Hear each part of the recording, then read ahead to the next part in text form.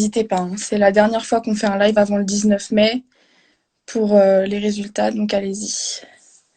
J'attends Clémence. Et sinon, moi je me suis pas présentée. Je m'appelle Shannon, je suis en 2e année bachelor et c'est moi qui gère le compte Instagram cette année du compte bachelor. Donc voilà, c'est mon projet personnel dans le cadre du cours de projet personnel enseigné par Monsieur Péchès, qui est un prof qui enseigne en 1re et 2e année. Et c'est très intéressant. Il y a des vidéos sur YouTube si vous voulez aller voir. C'est une bonne idée. Clémence, où es-tu?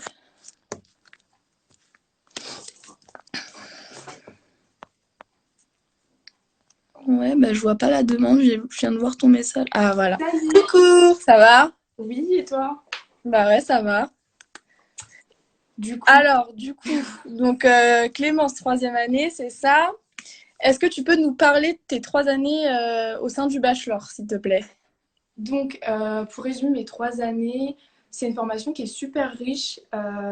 C'est super bien pour avoir toutes les bases du commerce et des métiers voilà, donc que ce soit le marketing, la finance, enfin tous les métiers du commerce, avant de choisir une spécialité en master. Donc c'est ça qui est vraiment bien avec le bachelor, c'est qu'on apprend énormément de choses différentes. Et ces 3 années, elles m'ont aussi permis d'apprendre beaucoup sur moi et sur entretenir des relations en entreprise, travailler en groupe. Ça a été beaucoup, enfin, j'ai eu beaucoup d'enseignements théoriques, mais j'ai l'impression d'avoir aussi énormément appris sur moi-même. Mhm. Donc, c'est ce que je retiens majoritairement de mes 3 ans. Ouais, t'as appris tout ça, ouais. C'est vrai que c'est ces 3 années qui sont assez généralistes et ensuite on a plein de clés en main pour choisir notre master et on peut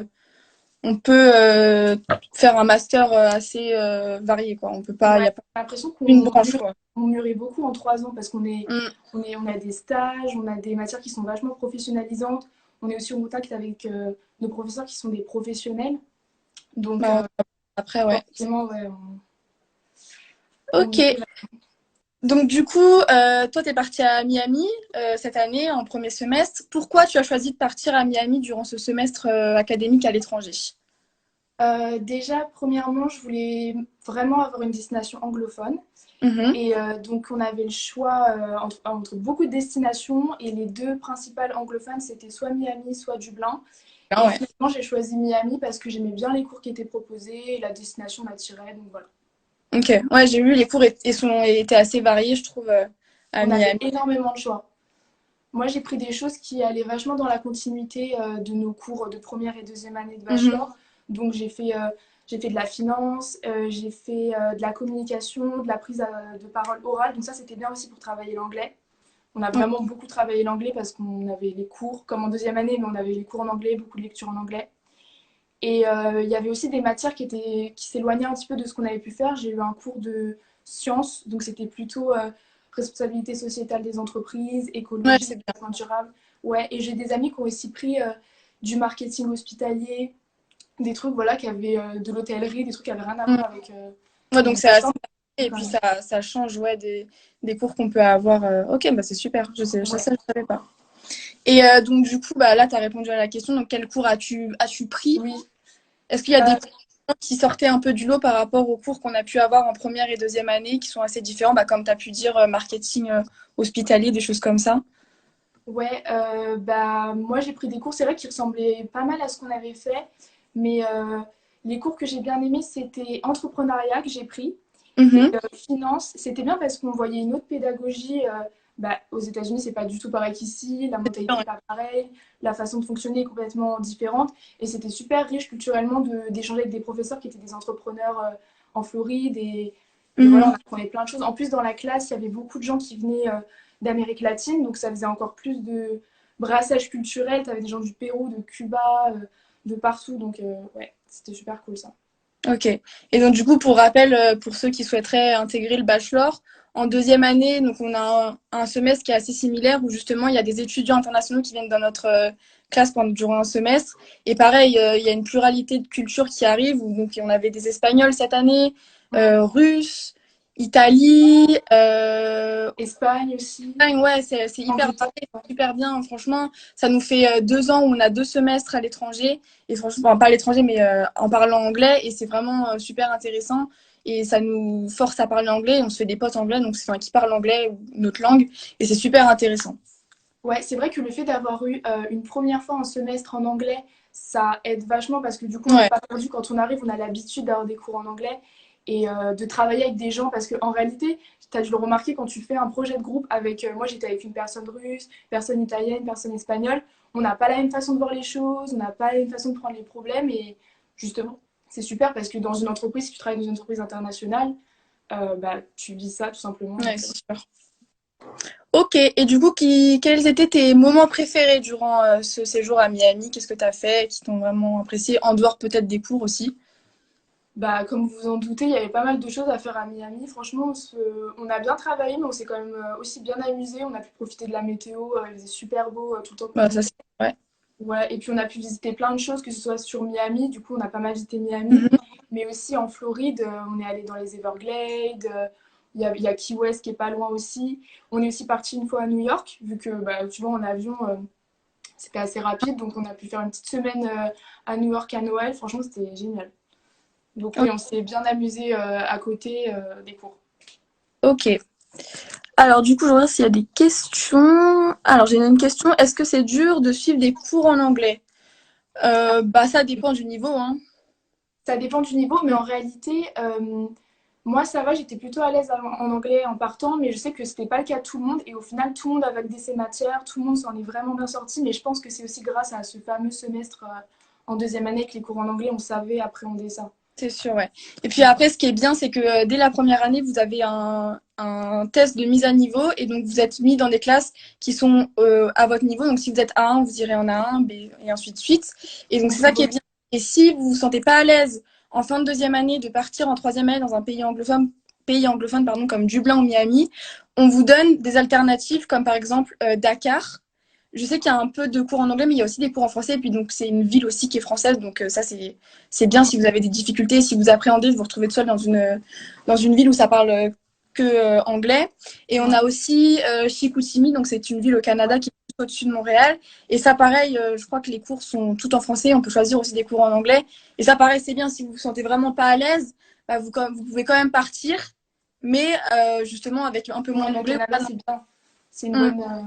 Canada, Dakar, c'est des bonnes alternatives parce que tu es quand même dépaysé, tu as une culture c'est sûr. complètement différente, mais au moins t'es pas perdu. Ouais. Mais en vrai, tout le monde, je pense que tout le monde peut réussir. Il y a même des gens qui sont partis en Espagne et qui étaient même pas en LV2 espagnol, forcément. Et au final, ils Ouais. ont réussi à. Enfin, c'est bien Bah passé. oui, parce qu'après les cours ils sont en anglais, tu as le choix de prendre espagnol. Ouais. Puis, enfin, c'est en pratiquant et en étant avec des personnes qui parlent la langue que justement Mm. tu réussis, quoi, hein. Ouais, exactement. Voilà. Alors, question qui a peut-être un peu d'intérêt, mais j'aimerais savoir si le sport a une place importante dans le camp. Alors oui, alors il est déjà 11, mais bon, c'est pas grave, on va répondre à la question. Du coup, ouais, le sport, il a vraiment une grande place dans notre campus. On a plus de 60-70 associations. Je ne sais pas combien il y a d'associations sportives, mais on en a énormément. Donc, on a tout ce qui est foot, du rugby, du golf, on a de l'équitation, badminton. Enfin, vraiment, on a même du tennis.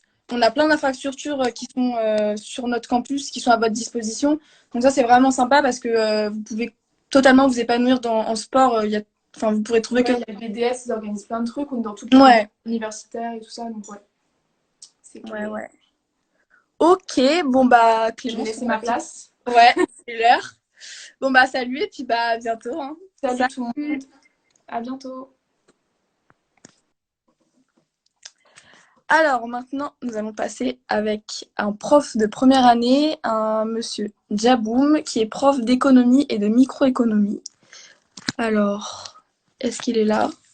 Oui, il arrive. Je vais voir s'il y a d'autres questions. Bonjour. Bonjour, comment allez-vous? Bah ça vient et vous? Ouais, ça va bien, merci. Alors donc, pouvez-vous vous présenter s'il vous plaît, monsieur? Oui, je me présente. Non, donc je m'appelle William Jaboum. Je suis professeur au sein de IMTBS, professeur d'introduction à l'économie et de microéconomie. Donc voilà, vous voulez que j'en dise plus? Non? Ouais, je veux bien. Qu'est-ce que vous avez enseigné l'année dernière en B1 et cette année aussi au niveau B1 Ok, bah l'année dernière j'ai enseigné essentiellement de la microéconomie. mhm. Donc essentiellement de la microéconomie. L'année précédente j'avais enseigné aussi introduction à l'économie. D'accord. Donc ma spécialité c'est l'économie. L'économie c'est ma passion. J'étais là en cours l'année dernière, ça, on l'a vu. Ouais. Ok. Du coup, pourquoi vous avez voulu enseigner au bachelor? Bah déjà je trouve que c'est un bachelor qui est intéressant. Qui est Mhm. intéressant, ça reste aussi une école d'excellence. Je pense que ça il faut le noter. Le profil aussi des étudiants est assez bon quand même, est assez bon et malgré tout il est assez diversifié. Ça veut dire qu'il y a quelques élèves relativement peu quand même qui ont fait une filière littéraire et, Ouais. et finalement on peut s'en sortir même en faisant une filière littéraire. Il y a une grande partie des élèves qui sont passés par une filière ES et on a aussi quelques élèves en S, qui fait qu'on a un public qui est assez hétérogène, divers. Et je trouve que c'est particulièrement intéressant quand on enseigne l'économie Mhm. de pouvoir s'adapter à différents publics et pas tout de suite d'aller vers des cours qui sont formatés et qui sont prévus pour un public qui est déjà acquis à ma cause, j'ai envie de dire. Ouais, c'est sûr. Bah oui, c'est vrai que vos cours l'année dernière que j'ai pu suivre, c'était assez général et tout le monde pouvait suivre, même s'ils n'avaient pas suivi SES à l'école, enfin au lycée précédemment. Donc ça, c'est vraiment bien, quoi. Ouais, l'idée c'était quand même justement, en tenant compte de ça, c'était de partir sur une approche où on a d'abord un peu de vulgarisation de la microéconomie. En fait, ce qu'il faut savoir, c'est que la microéconomie, ça reste une branche de l'économie. C'est une branche de l'économie où on va s'intéresser au comportement individuel. Alors que la macroéconomie, c'est une autre branche de l'économie, c'est une des grandes branches de l'économie où on s'intéresse plutôt aux agrégats, aux grandes valeurs comme l'investissement, comme l'épargne globale, comme la consommation globale des ménages. Ouais, Là, finalement, en microéconomie, on va s'intéresser un peu plus au comportement individuel. Qu'est-ce qui fait finalement qu'on a une demande pour tel ou tel bien? Pourquoi finalement la demande elle réagit relativement peu à l'augmentation du prix des cigarettes, par exemple? C'est autant de questions qui sont intéressantes et concrètes. ouais, c'est vraiment dans notre programme, je trouve que quand je l'ai suivi l'année dernière, ça allait vraiment en adéquation avec le programme qu'on suivait et on pourra tout à fait aborder ça et avoir ce genre de choses que nous avez enseigné plus tard dans notre travail. Donc ça c'est bien. Ouais, parce que finalement, c'est vous qui êtes la plus à même de faire un retour d'expérience sur le cours de microéconomie. Ouais. Bah, je sais, vous m'avez dit cette année, vous n'avez pas enseigné introduction à l'économie, c'est ça? Non, cette année, j'ai pas enseigné introduction à l'économie. J'ai enseigné essentiellement de la microéconomie au sein de, au sein de l'école. Je sais que l'année dernière, parce que j'ai fait une filière ES, j'avais le premier semestre, j'avais eu la possibilité de ne pas aller en introduction à l'économie puisque justement j'avais fait ES et que on risquait d'avoir de la répétition dans les cours. Mais en tout cas, ce qui était bien, c'est qu'on avait quand même la possibilité de venir assister à vos cours, même Ouais, si...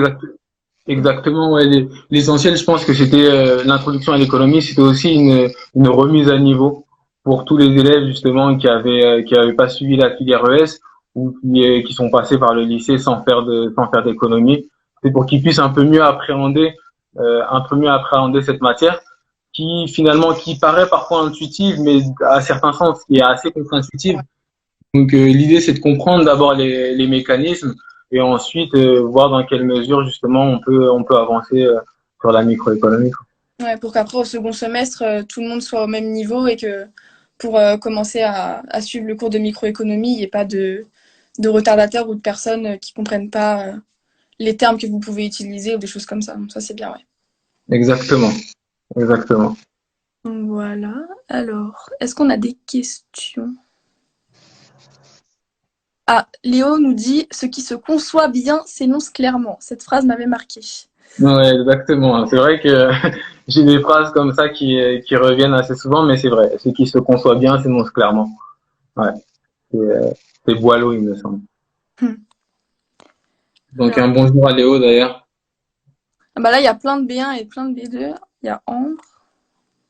Ouais, bah, le bonjour à Ambre aussi. Ultra bon cours, super bien la microéconomie. Puis voilà, Bah, merci. Je pense que ouais, l'idée de la démarche aussi, c'était de proposer des cours assez ludiques, assez accessibles. C'est vrai que moi, quand je dis que l'économie c'est ma passion, j'exagère un peu, mais pas tellement finalement. J'aime beaucoup l'économie parce que j'ai réussi à l'appréhender d'une certaine manière. Je pense, j'ai réussi à rapprocher l'économie de ce que j'aimais, de mes loisirs, de mes passions, etc. Et une fois qu'on arrive justement à rapprocher quelques sciences que ce soit finalement de ces passions, je pense que on a déjà la première intuition et la première intuition elle permet d'aller vers le savoir qui est dit un peu plus académique. C'est pour ça que au sein de mes cours la plupart du temps, j'essaie à chaque fois de mettre en application sur des sujets qui sont un peu plus, on va dire, à la portée des étudiants ou que les étudiants sont susceptibles d'apprécier, quoi. Donc, c'est un peu l'idée. C'est pour ça qu'on peut travailler sur le dilemme du prisonnier. Le dilemme du prisonnier, finalement, c'est un concept en théorie des jeux et c'est un concept qu'on peut appliquer à énormément de situations. On peut appliquer ce concept-là au sport, on peut appliquer ce concept-là aux relations amoureuses, on peut appliquer ce concept-là à énormément de choses. alors j'ai une question de Shaima. Quels sont les atouts de l'école selon vous? Ouais. Moi, selon moi, les grands atouts de l'école, au-delà de la renommée, encore une fois, à mon sens, ça reste un cursus d'excellence. C'est la possibilité que vous avez de voyager, quoi. C'est quand même fou que de pouvoir. Il me semble que précédemment, vous étiez en train de parler d'un séjour à Miami. Ouais, c'est ça. C'est moi toute une partie de votre scolarité donc vous avez la possibilité de faire à l'étranger. Et pour moi, c'est juste extraordinaire. Moi, personnellement, je suis passé par la fac et il fallait faire énormément de démarches Ouais, pour pouvoir avoir éventuellement un Erasmus et ne parlons pas de tous les pays qui sont en dehors des accords Erasmus, quoi. Donc, ouais, pour moi, c'est un réel atout, quoi. C'est un réel atout. nous, malheureusement, les futures troisième années, on ne pourra pas partir, mais heureusement, l'administration a géré d'une main de maître pour nous faire un nouveau semestre avec des nouveaux cours qui seront tout en anglais. Ils ont assuré, donc c'est comme ça. On fera peut-être ça en master. Ouais, exactement. Je pense que de toute manière, la situation qu'on est en train de vivre, elle nous invite à nous adapter, quoi, à faire preuve de flexibilité, à pouvoir s'adapter et justement à voir comment vous allez appréhender ce prochain semestre. C'est sûr, ouais. Mm. Ouais. On n'a pas encore vu le semestre, mais je pense qu'ils ont assuré au niveau des cours. Ils ont fait les choses bien. Donc, Et sinon, la plupart du temps, vous, en tant qu'étudiant, quels sont les débouchés, ce que vous souhaitez faire alors, après? pour le moment, j'aimerais bien continuer dans tout ce qui est marketing et communication. Mhm. Je sais pas si je continue en master à l'école ou sinon, j'ai vu qu'il y avait un IAE qui proposait ça, un master en marketing et communication. Donc à voir. J'ai plusieurs perspectives à voir. Bah justement, encore une fois, je pense que c'est l'un des atouts de l'école. Ouais, ça c'est bien. Vous avez des débouchés qui restent quand même malgré tout diversifiés. Vous avez une approche du numérique et du digital. Vous avez une approche en économie, voire en finance, une approche en marketing, en gestion, en management. Je trouve que c'est assez complet et vous partez du bachelor avec un bagage assez intéressant, quoi. Ouais, on a plein de clés en main et puis on peut faire plein de choses. On peut aller dans les nouvelles technologies, la communication, le marketing, la RSE, tout ce qui est finance avec les banques, vu qu'on fait beaucoup de comptabilité et d'analyse financière. Ça, c'est important parce que du coup, pendant ces 3 ans, on a le temps de mûrir nos projets ou de découvrir des choses qu'on n'avait pas forcément pensé avant de rentrer dans le bachelor. Donc ça, c'est super. Où justement, on a le temps pendant ces 3 ans de se poser et de se dire qu'est-ce qu'on veut faire réellement en master. Alors que par exemple, en licence, si on a quelque chose qui est vraiment axé sur un seul et même sujet, là justement, on peut être un peu plus coincé en fait. Si ça nous plaît pas vraiment, on ne sait pas trop ce qu'on veut faire après. Alors que là, le bachelor nous offre quelque chose quand même qui est assez exceptionnel avec plein de cours différents. Exactement. Si je compare un tout petit peu avec mon parcours, je me dis que j'aurais aimé pouvoir justement avoir cette diversité de cours. Et au-delà de ça, j'aurais aimé pouvoir assez facilement, entre guillemets, avoir cette ouverture vers l'étranger et cette ouverture à l'international, quoi. Ça, c'est sûr que c'est l'atout du bachelor, ouais. Ça, je suis d'accord. Mm. Bon, bah voilà, il est 17h23. Exactement. La place à notre prochain guest. Ok, pas de souci. Merci d'avoir intervenu et puis à Je bientôt. vous en prie. À bientôt. Prenez soin de vous. Alors maintenant, on va revenir sur les départs à l'étranger de la 3e année avec Jade. Est-ce qu'elle est là? Jade, si tu es là, tu peux nous faire signe. Si vous avez d'autres questions, n'hésitez pas, hein. Force à vous les futurs B3. Merci Shaima. Après, on va même parler d'un semestre à Singapour. Ouais, ça arrive. Voilà, elle arrive. Voilà.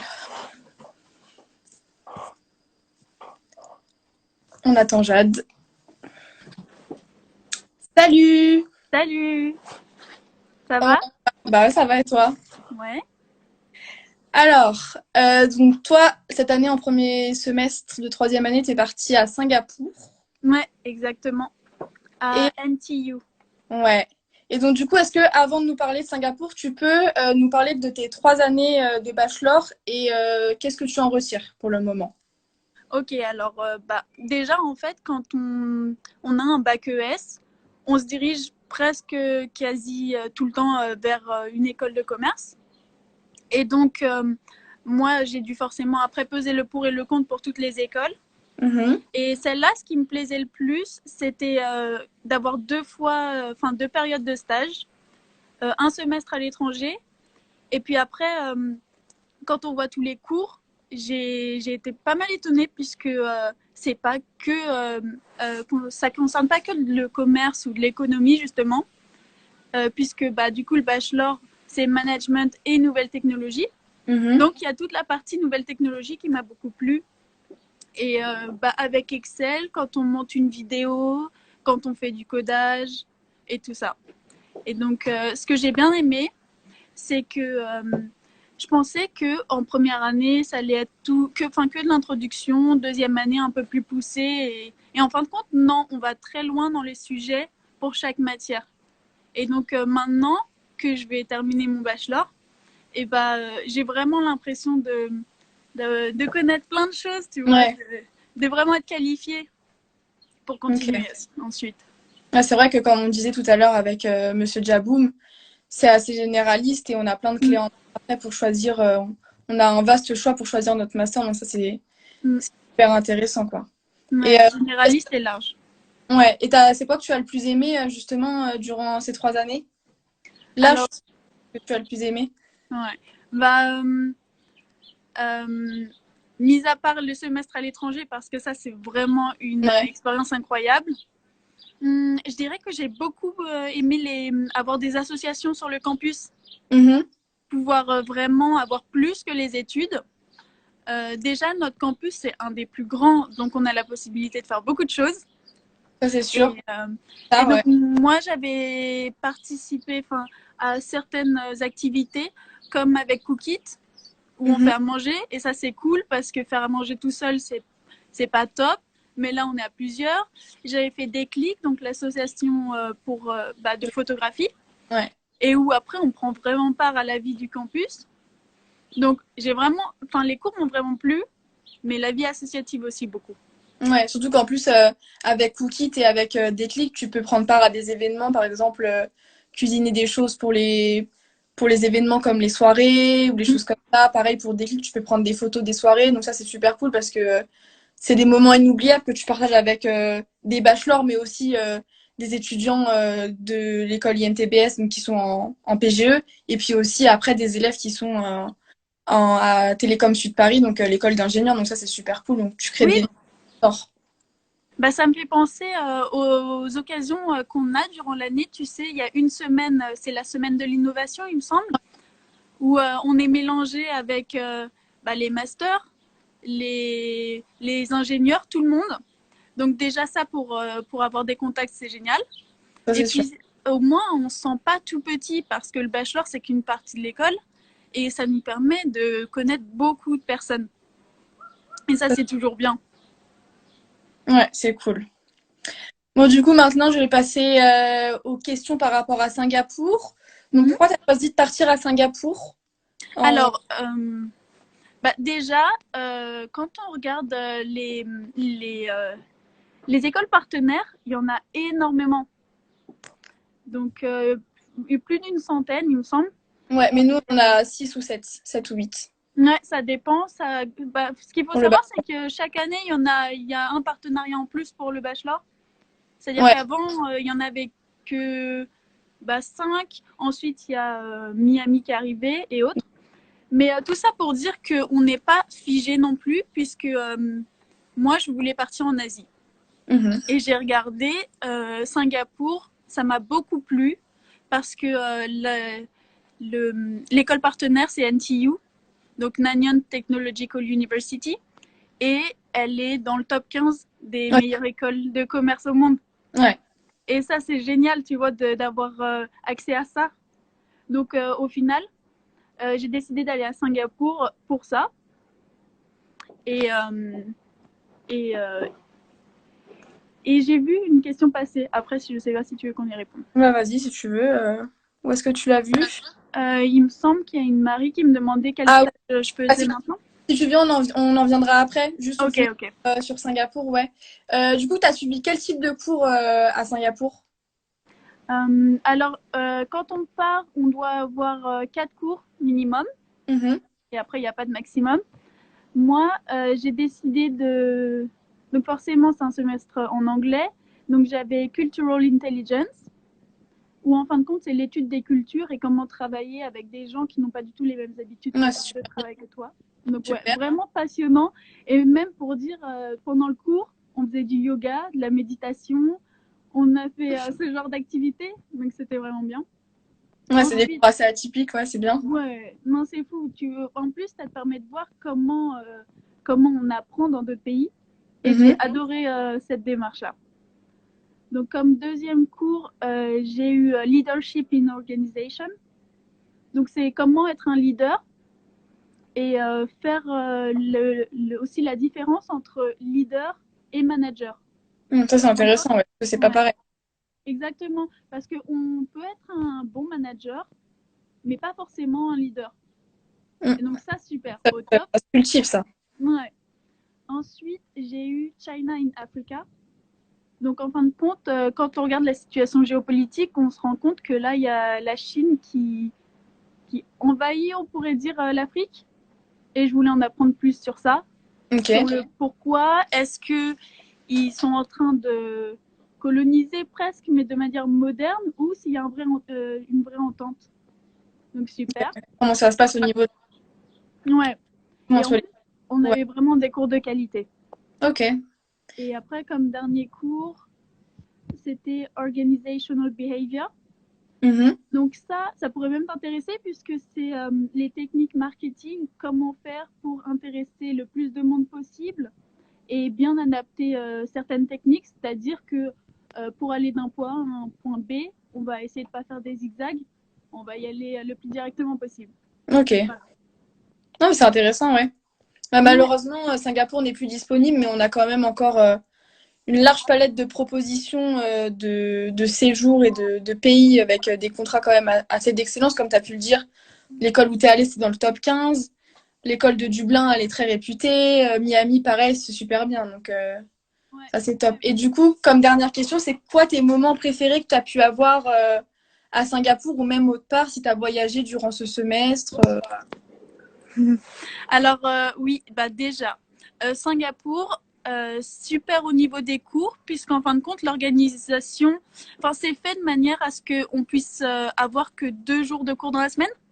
Ah oui. Donc, ça laisse quand même pas mal de temps libre.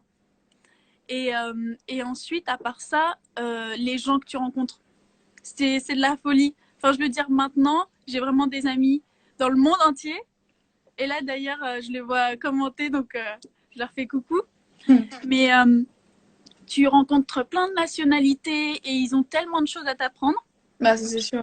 Ouais, je pense que d'ailleurs, on apprend plus avec les gens qu'on rencontre là-bas que au travers des cours. Ouais. Et puis que d'être aussi avec des étudiants qui sont déjà avec toi en bachelor. Toi, je sais que tu es Ouais, partie seule à Singapour. Il y a ouais, il y a certaines destinations où on peut partir à plusieurs. Donc ça, c'est vrai qu'il faut choisir, faut bien choisir. Est-ce que tu souhaites partir toute seule et te débrouiller, mais par contre apprendre plein de choses et de faire des nouveaux potes, de nouveaux horizons, ou justement partir avec des personnes et plutôt rester avec eux, mais du coup après tu risques de parler français et de rater, passer un peu à côté des choses exceptionnelles qui peuvent se passer durant ouais. un semestre à l'étranger, quoi. Ah bah ça, moi j'ai voulu éviter, hein. C'est pour ça que j'ai Ouais, choisi une destination. J'y suis allée toute seule et les Français là-bas, je leur ai pas beaucoup parlé, mais de toute façon, honnêtement, il y a un truc qui m'a choquée au tout début. Quand ils nous font une introduction et une présentation de l'école, on était dans un théâtre, il y avait plus de 10 000 personnes. Non mais vraiment, enfin, bachelor où on est une trentaine. voilà. Et Ouais. là, franchement, tu te sens tout petit et c'était énorme. Il y avait des gens de Singapour, donc des Singapouriens, pas que des exchange students, mais sinon, c'était vraiment trop bien. Et puis les voyages, surtout, j'en ai fait beaucoup, hein. Vraiment. Ouais, Quand bah, je comptais, j'en ai fait entre 8 et 10. après, il faut avoir le budget, mais c'est sûr que quand on part à l'étranger, faire un semestre comme ça, c'est super intéressant de découvrir les horizons et découvrir tout ce qu'il y a autour Mm. du pays ou de la ville où tu vas. Ça, c'est sûr que c'est une opportunité qui se représente pas forcément dans ta vie, quoi. Ouais, ben, ce qu'il faut savoir surtout, c'est que quand on choisit sa destination, il faut prendre en compte plusieurs choses. Déjà, c'est pas des vacances, même si on fait beaucoup d'activités et on fait des voyages, Mm. mais il faut prendre en compte l'école, il faut prendre en compte les cours disponibles, il faut prendre en compte les possibilités autour de ce pays et les frais que ça peut En janvier. amener. Ouais, ouais. Donc, c'est ça, il faut penser à tout ça et moi, bah, ça a super bien fonctionné. Bah, tant mieux. Et du coup, donc, on va revenir sur la question de Marie concernant ton stage, je crois. Ouais. Alors, elle t'a dit quel stage fais-tu actuellement en troisième année? Et du coup, comment tu t'organises avec la situation exceptionnelle qu'on a eue depuis fin mars avec le Covid? Ouais. Alors déjà, ce qu'il faut savoir, c'est que je suis revenue vers janvier de mon semestre. Je reviens de l'Asie. Donc forcément, j'ai demandé aux gens, enfin aux recruteurs, enfin les gens que je contactais, et ils me disaient que ça leur faisait quand même pas mal peur puisqu'on entendait déjà un peu parler du coronavirus. Mais finalement, j'ai commencé mon stage dans l'événementiel. D'accord. Enfin, c'est pour vous dire, hein, on fait un bachelor en commerce management, mais c'est si large et généraliste qu'on peut faire tourisme événementiel. En tout cas, moi, j'étais prise dans les deux environnements. Ok. Et donc, je faisais principalement de l'organisation d'événements pour des entreprises. D'accord. Donc, il y avait des chasses au trésor dans les musées, il y avait ce genre d'activité où les adultes adorent faire ça. Et puis, bah, depuis le confinement, c'est plus possible pour moi de continuer mon stage. Avec Donc, l'événement. actuellement, ouais, on a suspendu mon contrat. D'accord, ok. Mm. Bah, j'espère que tu vas pouvoir reprendre avant septembre. Ouais. Même si l'événementiel, hein, quand on voit tous les concerts, les festivals qui sont reportés ou annulés. Je Comme... sais que, bon, après, on a reçu un mail de l'école et tant qu'on avait un stage et qu'on l'a commencé, bah, ils savent s'adapter, ils savent réagir. Et c'est ils sûr. nous ont dit que s'il n'y a pas de possibilité de reprendre le stage, bah, c'est que c'était validé, donc c'était bon. Ça, c'est tant mieux, ouais. C'est ça aussi qui est bien avec l'administration du bachelor. Je peux pas parler en termes général de l'école, mais du bachelor. Ils sont super à notre écoute. Ouais. Ouais. Ils sont compréhensifs, on peut les contacter souvent. Ils sont super réactifs, comme j'ai dit tout à l'heure. Nous, on ne pourra pas partir à l'étranger au semestre prochain. Ils nous ont déjà créé un nouveau semestre avec des nouveaux cours qu'on va faire à l'école et à distanciel. Donc ça, c'est super. Ils sont super réactifs, ils sont top. Là, je vois qu'il y a Anne-Laure. Merci Anne-Laure, Florie. Il y a aussi Jennifer Mallet. Voilà. Vraiment, bravo à vous et merci d'être là pour nous. Ouais, merci beaucoup. Merci. Bon, bah, déjà 37, on a un peu dépassé. Ouais. Bah, j'espère qu'il y a plus de questions, enfin qu'on n'en a pas raté. Ouais, bah, j'en vois pas là. Bah, il y avait des questions sur les frais de scolarité au niveau du semestre à l'étranger, mais Florie y a répondu. D'accord. Du coup, là, je vais voir si notre prochain et dernier guest est là, mais je ne le vois pas. Ah. Donc, je sais pas. On verra. Bon, bah, on va se laisser du coup. Merci en tout cas d'avoir pris part à ce live et de nous avoir témoigné ton expérience. Bah, merci à vous. À bientôt sur le campus. Ouais, à bientôt. Salut! Salut. Alors, prochain intervenant, c'est un professeur qu'on a eu cette année en deuxième année et qu'on a eu durant le confinement, donc c'était assez spécial. Je ne sais pas s'il est là. Monsieur Vincent Rigaud. Je ne le vois pas. Ah, si, présent. Hello. Alors, je sais pas, je vais vous demander. Voilà.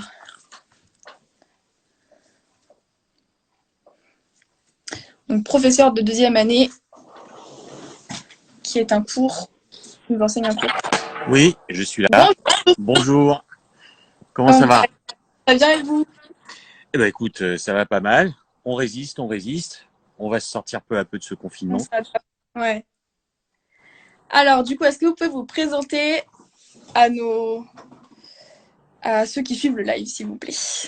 Alors, je m'appelle Vincent Rigaud. Je ne suis pas professeur de mon état. Oui. Je suis coach, consultant en communication et j'apprends aux gens à parler en public.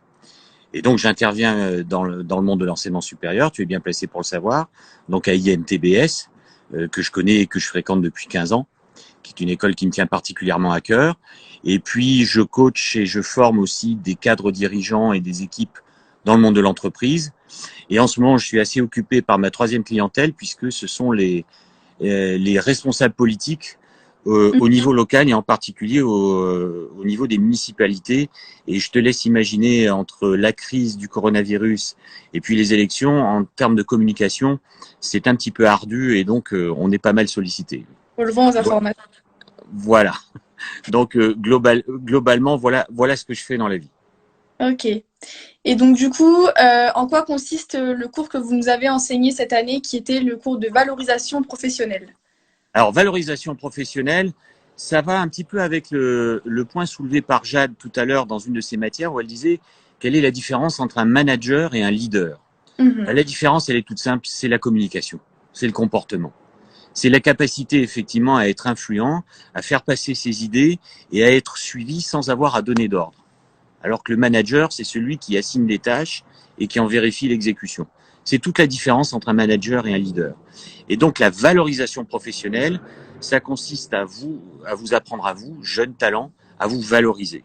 Parce qu'on vit dans le monde de la communication, et alors en plus dans le monde de la communication à distance, la preuve, et effectivement donc maîtriser son expression verbale, c'est-à-dire ce que l'on dit, la façon dont on présente ses idées, savoir persuader et convaincre, je vous ai expliqué ça, séduire avant de démontrer, donner envie aux gens de vous écouter avant d'avancer vos arguments, maîtriser son expression non verbale, c'est souvent ça qui fait la différence en termes de leadership. La façon de s'exprimer, ça a beaucoup plus d'impact que ce qu'on dit, même si le plus important est ce qu'on dit, mais ce qui est impactant, ce qui fait que vous avez envie d'écouter quelqu'un ou pas, c'est sa façon de parler, de s'exprimer. Et puis le dernier point qu'on avait vu ensemble, c'était, je vous avais appris comment faire pour rater vos présentations avec diaporama et aussi pour les réussir, bien évidemment. Mais là, je vous ai laissé le choix des armes. Voilà en gros ce qu'on a fait ensemble. Et du coup, si vous pouvez expliquer ce que vous nous avez demandé de faire comme rendu final pour cette matière et comment vous vous êtes organisé aussi durant cette crise, comment vous avez pu nous faire cours, parce que c'est la première fois que vous nous écoutez au bachelor. Donc, comment vous l'avez fait? Ça a été un très très grand défi. C'est-à-dire que moi, mon métier, c'est d'apprendre aux gens à parler en public. Et donc, on m'a appris 10 jours avant que je vous donne le cours, puisque vous avez été mes tout premiers, les bachelors d'IMTBS. Il a fallu que j'envisage la question suivante. Comment apprendre à parler en public quand il n'y a pas de public? Et donc, effectivement, j'ai dû pas mal me creuser la cervelle. et complètement réadapter les formations que j'ai l'habitude de donner en présentiel à la vidéo. Donc, ce qu'on a fait, c'est 3 formations d'1 heure très courtes, 45-60 minutes, parce que je pense qu'il vaut mieux faire 3 fois 1 heure en vidéo qu'une fois 3 heures. C'est quand même plus digeste, je pense que tu seras d'accord avec moi. Et puis après, le reste des heures, je les ai consacrées à des entretiens individuels, puisque je vous avais demandé de réaliser chacun une vidéo selfie de 2 à 3 minutes. Et donc, au lieu de vous faire un long cours, j'ai passé un moment avec vous, plusieurs dizaines de minutes, à vous débriefer, à vous coacher individuellement. Et j'ai entendu l'accent qui a été mis sur la souplesse de l'équipe de Jennifer et d'Anne-Laure, qui sont mes 2 interlocutrices. Et effectivement, elles m'ont donné carte blanche, elles m'ont fait confiance. Et effectivement, l'une des choses que j'aime beaucoup dans votre école, dans cette école, c'est la souplesse, la réactivité et la possibilité pour nous, les intervenants, de pouvoir nous exprimer, et on nous fait confiance. Et ça, c'est très important. Il y a un lien qui est lié entre tout le monde, et ça, c'est super intéressant. Et je pense que c'est comme ça que ça le fonctionnement des équipes, se faire confiance. Et oui, il y a une véritable notion de famille, de communauté entre les étudiants, les intervenants et les gens qui font tourner la machine, les gens qui sont aux commandes, à l'administration, à la direction de l'école. Et effectivement, l'information et la communication sont très fluides, je trouve. En tout cas, c'est très agréable. C'est sûr. Et donc, du coup, là, vous venez quand même de répondre un peu à la question, mais pourquoi et quelle raison vous a poussé à enseigner justement à l'école et ensuite après au bachelor cette année? Alors, je sais pas si raison est le mot juste, c'est plutôt le cœur. En fait, Oui. ça fait 15 ans que je fréquente cette école. Donc, pendant ces temps, j'ai dirigé l'association des diplômés. Donc, je travaillais sur le campus. Et puis, on m'a demandé de donner des cours sur la communication, puisque c'est mon métier à la base. Après avoir été comédien, j'ai travaillé dans le secteur public et dans le secteur privé dans la communication. Et on m'a dit, tiens, donne des cours, partage ton expérience. Et puis, un jour, un de mes anciens élèves, au bout de quelques années, m'a demandé de donner une formation dans le monde de la politique, ce qui ne m'intéressait absolument pas. Et donc, le métier que je fais aujourd'hui, je n'avais absolument aucune envie de le faire. Je n'avais ni produit, ni client, ni stratégie, et j'ai fait ça complètement par hasard. Donc là, ça casse le mythe de quelqu'un qui veut lancer son activité et refaire le monde. Moi, j'en avais pas du tout envie, et ça fait maintenant plus de 10 ans que je fais ça. Donc c'est vraiment le choix du cœur. Je suis très très attaché à cette école. Et puis il y a aussi quand même un peu de raison. Je trouve que avoir sur le même campus une école de management orientée technologie, couplée avec une école d'ingénieurs, c'était une idée qui avait 30 ans d'avance sur son temps. Et avec tous les problèmes éthiques, tous les problèmes managériaux et sociétaux qui vont se poser avec les nouvelles technologies, je trouve que les diplômés de cette école vont être en première ligne et vont avoir un rôle déterminant et de très belles perspectives d'évolution professionnelle et personnelle. Ouais, je pense avoir l'école d'ingénieur et l'école de commerce, et de management en même temps, c'est une valeur ajoutée.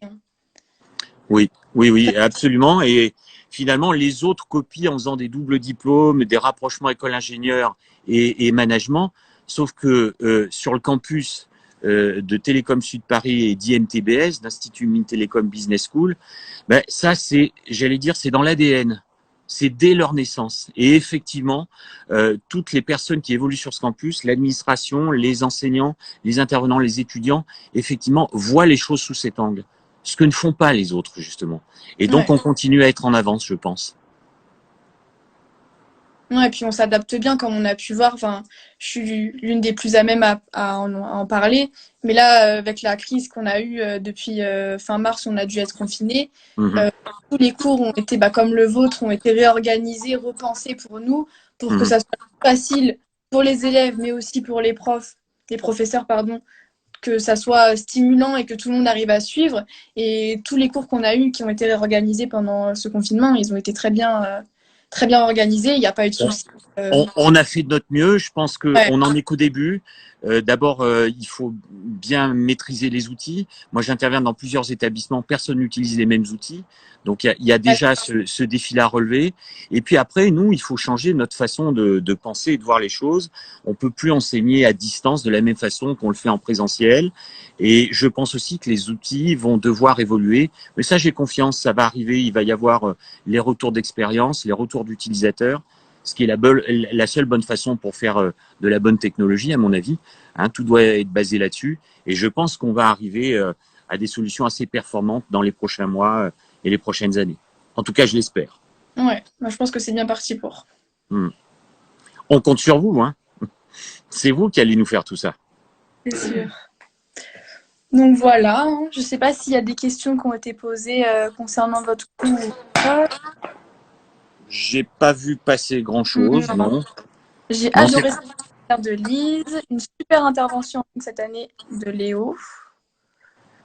Bon. Vraiment très bien. Bah, c'est très agréable à entendre. Merci beaucoup, en tout cas, pour vos retours positifs. Moi aussi, j'ai eu beaucoup de plaisir. Un seul regret, c'est j'ai pas pu profiter de vous, si vous me passez l'expression, assez longtemps. On devait passer 18 ou 20 heures de cours ensemble. On en aura passé 3 plus les entretiens individuels. C'est complètement différent. Et c'est vrai que moi, j'adore le contact avec les étudiants et j'espère que j'aurai l'occasion de vous croiser et de vous saluer lors de la prochaine rentrée, même si voilà. C'est encore un petit peu incertain. Mais vous serez là, oui. Vous ne serez pas à l'étranger, du coup. D'accord. Bon, ben on aura l'occasion de se rattraper alors. Ouais. Il y a une question de Marie. Comment s'organisent les cours, du coup, je pense, votre cours en temps normal? En temps normal, ce sont des modules d'une demi-journée ou d'une journée. Et le principe de base, c'est qu'on ne peut progresser dans l'art oratoire, la prise de parole et être impactant que si on se voit. Si vous vous entraînez tout seul devant votre glace, vous ne voyez pas et vous n'entendez pas ce qu'entendent les gens qui vous regardent et vous écoutent. Parce qu'on voit son visage à l'envers, donc il est asymétrique, on voit pas la même chose. On n'entend pas la même chose aussi au niveau vocal, puisque vous entendez avec votre oreille interne. Et donc, c'est beaucoup basé sur la pratique. Alors, c'est un petit peu violent au début. Je vous filme en vidéo 2 fois, 3 fois dans la journée. On débriefe ensemble et puis je vous apprends à faire mon métier, à exercer votre sens critique sur vous-même. Vous êtes toujours beaucoup trop sévère vis-à-vis de vous-même et aussi sur les autres. Et là, vous allez avoir des propos plus nuancés. Vous vous rendre compte aussi que c'est facile pour personne et que bien parler en public, avoir une capacité de leadership, ça n'est pas un don, c'est une compétence. C'est une compétence à part entière qui se travaille, qui s'acquiert, qui se développe et puis qui évoluera aussi en fonction de votre âge et de votre évolution personnelle. En fait, je vais te dire un truc, Shannon, c'est pas un cours de communication que je donne, c'est un cours de confiance en soi. Parce que c'est la base de tout et en particulier dans ce domaine-là. Ouais. En plus, ce qui est bien avec votre cours, c'est que nous, l'année dernière, les anciens en première année, on a eu aussi des cours assez similaires comme vous avec un autre prof qui s'appelle Christian Mélé. Et justement, c'était un peu similaire où on devait, à la fin de ce cours, créer un discours de notre choix sur le thème qu'on voulait, justement, et après le délivrer face à la classe.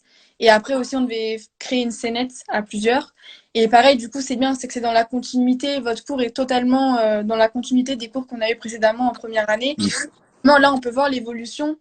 Même si c'est pas le même professeur, on peut voir de nous-mêmes l'évolution qu'on a et c'est super intéressant. Oui, c'est intéressant pour vous. C'est très bien aussi que l'école vous fasse revenir sur ce sujet-là tous les ans. Parce que ça demande de l'entretien et beaucoup de travail. Ça va pas de soi. Et à force de le faire, on s'habitue en plus. Et je crois que c'est vraiment une discipline où il faut beaucoup plus de pratique que de théorie. C'est sûr. Hein, comme on l'a fait ensemble cette année. Ouais. Et donc, du coup, là, vous avez évoqué le fait qu'il y a des cours qui se suivent d'année en année. Et c'est pas le seul. Par exemple, on a aussi tout ce qui est comptabilité, analyse financière aussi, pareil. Ou justement, Je suppose que ça demande beaucoup de pratique et d'entraînement aussi. Voilà. J'en aurais bien besoin d'ailleurs. C'est une très bonne idée d'avoir mis ces 2 matières-là sur 2 ans parce que justement, il y a tellement de choses, comme aussi la communication, à voir, à explorer et à pratiquer que justement, c'est une très bonne idée justement de refaire venir ces cours-là d'année en année. Et c'est comme ça que je pense qu'on apprend et qu'on comprend le mieux. Le rabâchage est une bonne méthode pédagogique qui a fait ses preuves depuis longtemps. C'est sûr. Bon, voilà, je pense qu'on arrive à la fin de ce live. Il est 52, dans 8 minutes, c'est fini. Merci beaucoup d'avoir... Mais de rien, Shannon, merci pour ton invitation. Et puis, merci à tous les participants et à leurs commentaires très sympas. Et puis, écoute, je vous donne rendez-vous, je l'espère, une autre fois et très vite. Et puis, faites attention à vous et profitez bien de cet été un petit peu bizarre qui s'annonce. Merci beaucoup. Au revoir. À Au bientôt. revoir. À bientôt. Donc voilà, le live est terminé. Si vous avez encore des questions à poser, c'est maintenant. Sinon, les admisseurs, l'administration, le compte Instagram du bachelor est toujours disponible. On est toujours disponible pour répondre à vos questions. Donc vous pouvez nous envoyer des DM, on est là, on répond assez vite. Donc n'hésitez pas. Bonne chance à tous les lycéens qui ont